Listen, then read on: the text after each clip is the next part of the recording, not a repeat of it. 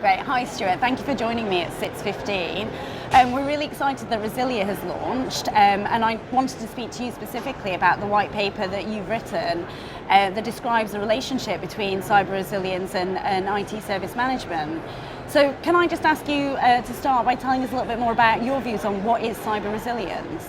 Yeah, it's all sorts of different things. That's why we write a big fat book on it. But when it comes down to it, it's about protecting the information a business needs in order to operate. And protecting it means not only preventing things happening, but detecting when things have happened and putting it right afterwards. I mean, we've got a nice formal definition around that, but that sums it up. Where is the overlap, do you see, between cyber resilience and IT service management?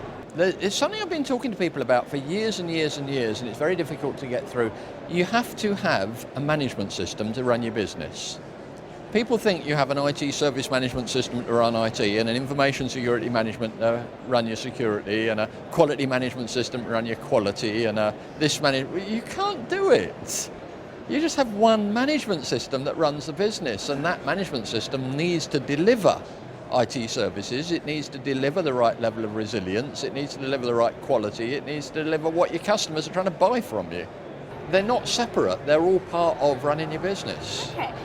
Do you have a specific example of where kind of cyber resilience and IT service management do align like that? Well, I mean, just take a really trivial example. In IT service management, we do incident management. That means we detect when something's gone wrong with IT, usually by a user phoning us up, but sometimes by other methods. Yeah. We log it, we prioritise it, we assign resources to deal with it, we resolve the issue. Sometimes you have to log a problem because there's some underlying cause we haven't dealt with. Well, surprise, surprise, in information security for years and years and years, they've had security incident management, typically done by different people in different bits of the organisation, with different tools, with different processes. And they're trying to fix the same thing at the same time, and it doesn't work. You need to have a joined up incident management process, and maybe it should cover more than IT and information security. Maybe it should cover any kind of business incident. I don't know. It's an interesting discussion that people ought to be having. Where do you think the responsibility for cyber resilience lies?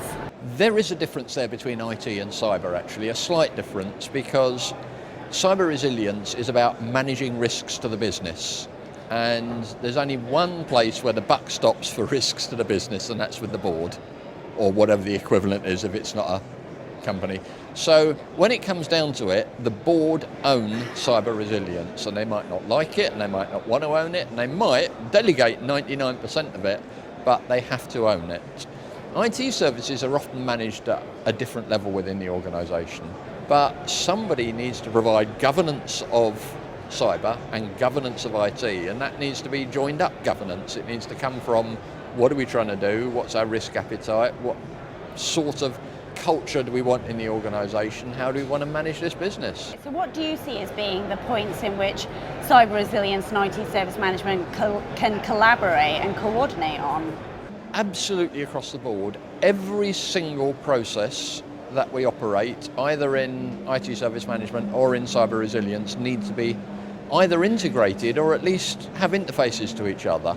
So whether it's managing availability or managing continuity or managing incidents or managing problems or managing events. You know, in cyber resilience, we have lots and lots of event monitoring and management tools. In IT service management, we typically have a whole set of infrastructure around detecting and managing events, logging them, tracking them. Why would you want to do it twice? And the same applies to absolutely everything you do in both of them. We can integrate a huge amount of what we do. Why would we want to do it? Because we'll be more efficient, because we'll miss less, because we'll make fewer mistakes. Cyber resilience is dependent on everybody in the organisation. I said it's owned at the board, but everybody's got to do something. We can no longer afford to say, oh, there's InfoSec people who do all the cyber and the rest of us don't care.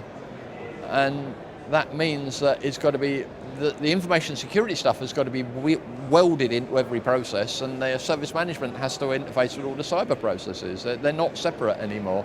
Well, thank you very much for joining me today, Stuart. Thank you.